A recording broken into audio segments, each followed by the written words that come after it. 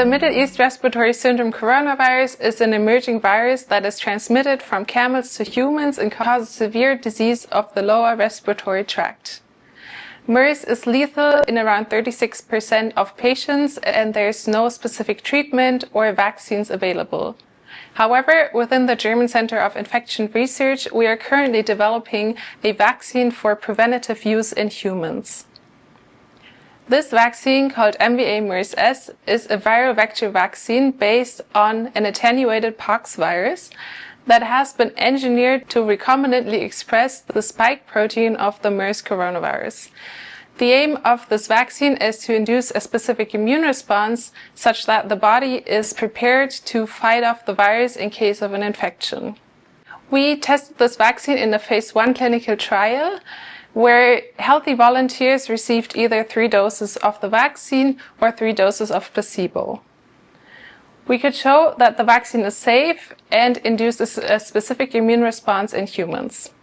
We then asked the participants of the Hamburg cohort to come back at 6 months, 1 year and 2 years post their last vaccine dose and collected blood samples in order to be able to answer the question, how long does the immune response last?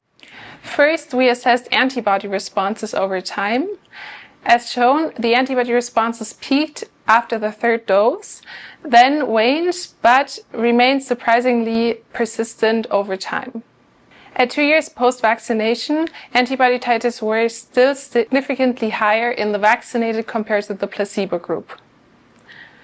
Next, we assessed if T-cell responses are as durable as antibody responses. For this, we developed a whole blood-based assay where antigen-specific T-cells are quantified based on their cytokine response.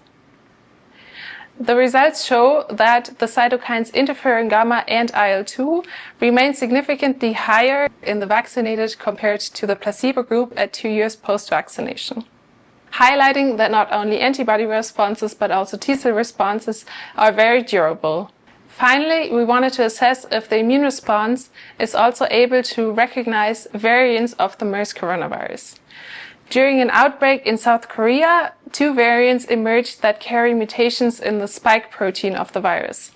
The spike protein, as it is an important target of the neutralizing antibody response, we expected a drop in neutralization of the serum samples of our vaccinated participants.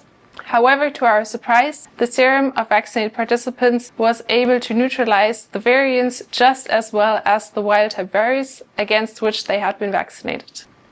To summarize, our results show that the vaccine induces a long-lasting immune response in humans that persists for at least 2 years. For this, especially the booster vaccination is important to maintain this long-lasting immune response, and the immune response was also able to recognize variants of the MERS coronavirus.